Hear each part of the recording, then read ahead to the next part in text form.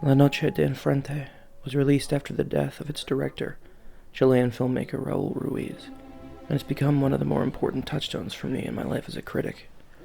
Its soft, glowing, nostalgic reverie, nearly Proustian except for how readily it mixes fact and fiction, fantasy and reality. The way it creates a kind of space of impossible sound and uncanny image, of places untouched by reality. It was a gift from the great artist, from the beyond. His loved ones finished it, and his spirit seems forever stuck in it, like he was in there still, and he watches it with you every time.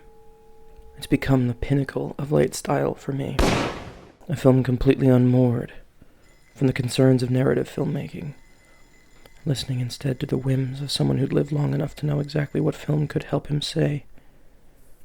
This is his film from the childish dreams to the visions of death.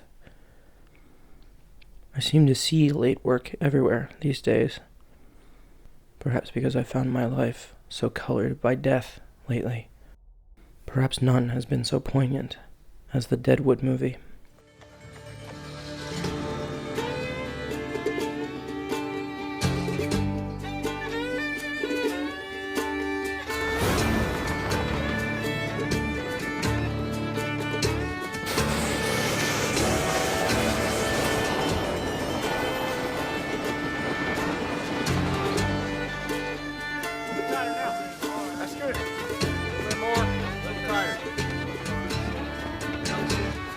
Right there. Anything else they want us to do? All right.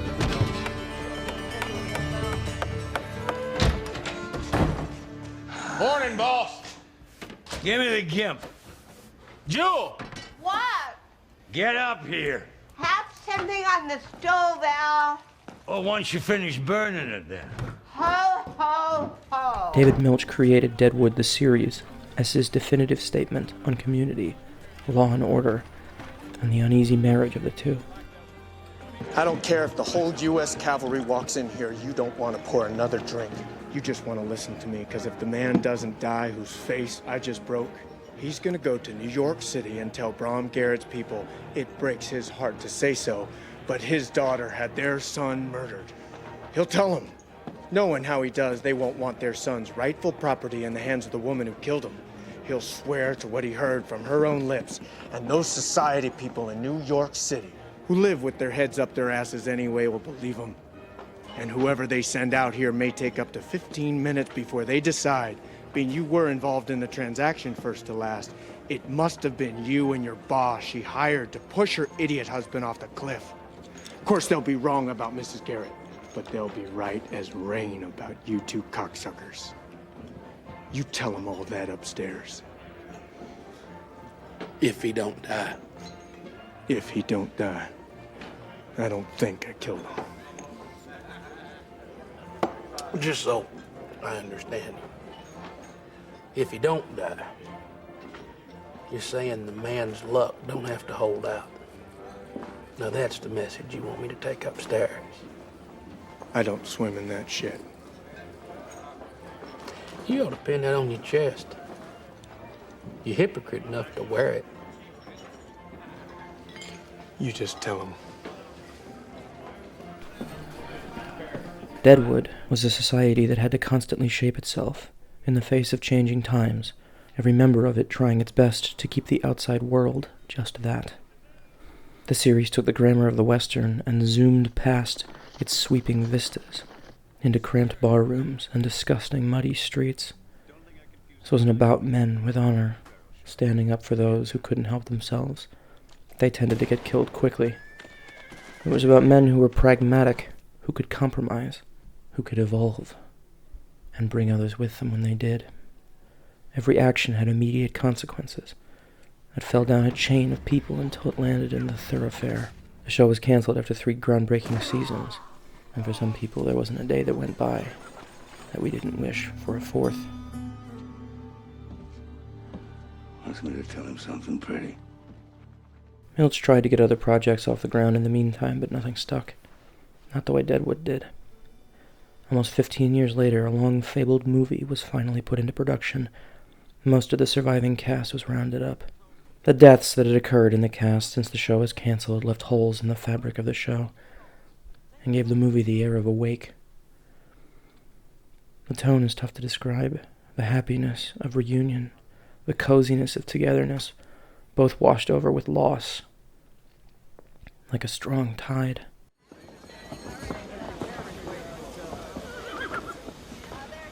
Miss Ellsworth, Charlie Utter. Oh my, what a grand surprise after such a piece of time. For me, Mr. Utter as well. Director Daniel Minahan found a hazy look with his digital camera that makes the film feel like late cinema, a la Ruiz's La Noche de Enfrente. It took only a few seconds of screen time for the full effect of its melancholy mise-en-scène to hit. The camera seems to caress the fragile faces of the cast, exposure wide open to shimmer and smile along with its old friends, drinking in their worn and cracked expressions, breaking into unexpected grins.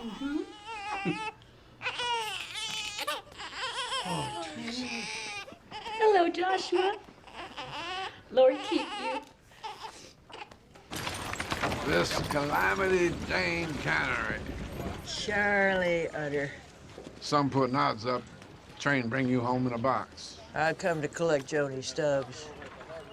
I've watched the series enough times to memorize passages of it because Milch's dialogue has the meter and feeling of poetry, and it's both a joy to hear and a privilege to consider. He was diagnosed with Alzheimer's just before the film started shooting, and so suddenly these people, these men and women he created, weren't just reuniting, they were saying goodbye. No matter how sad I get, or just don't say a word at all, then just go ahead and give me a kiss and don't say a word.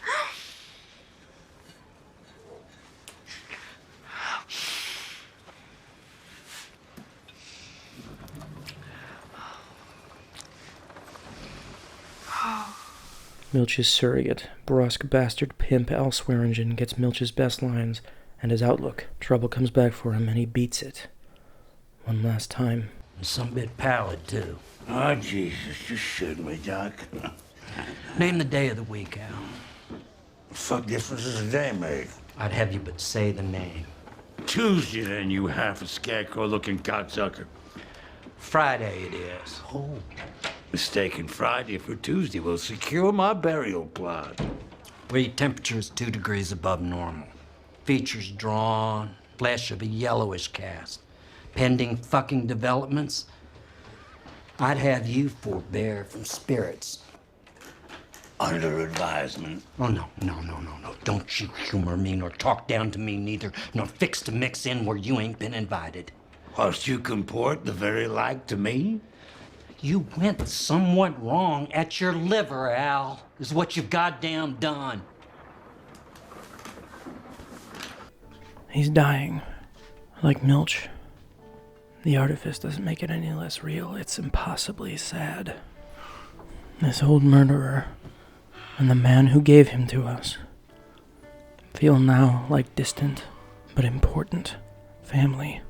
This is a film about realizing you can still fight if you need to, even though life's taken the youth out of you. The hope and the romance and left you fading bones and a treacherous body to cover them. Let me go. She lives.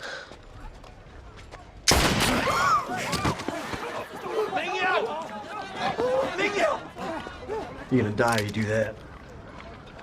You arrested me for beating the coon, murdered a decent white man. You murdered Charlie Utter. Aye, and who says so? I say so. Everything will betray you except your sense of yourself, and maybe, if you pick the right place to find one, your community. You're my witness, Senator. Marshall's trying to kill you.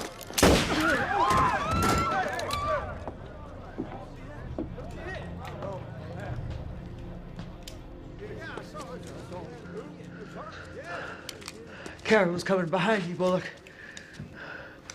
About to shoot you back the head. Jane.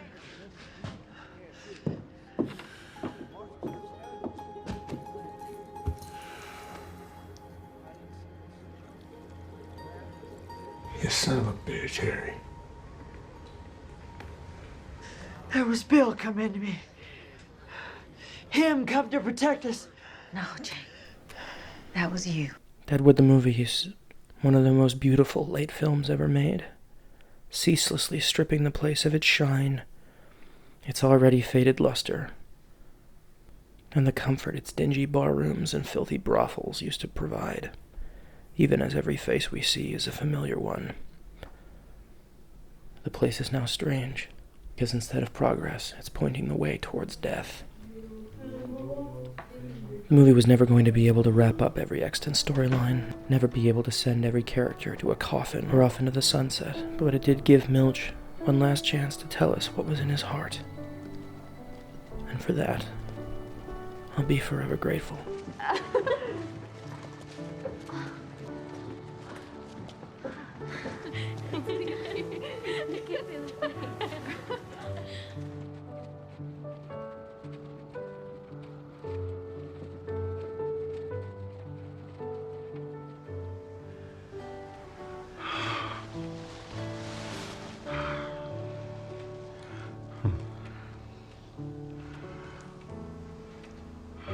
Our Father, which art in heaven. Let him fucking stay there.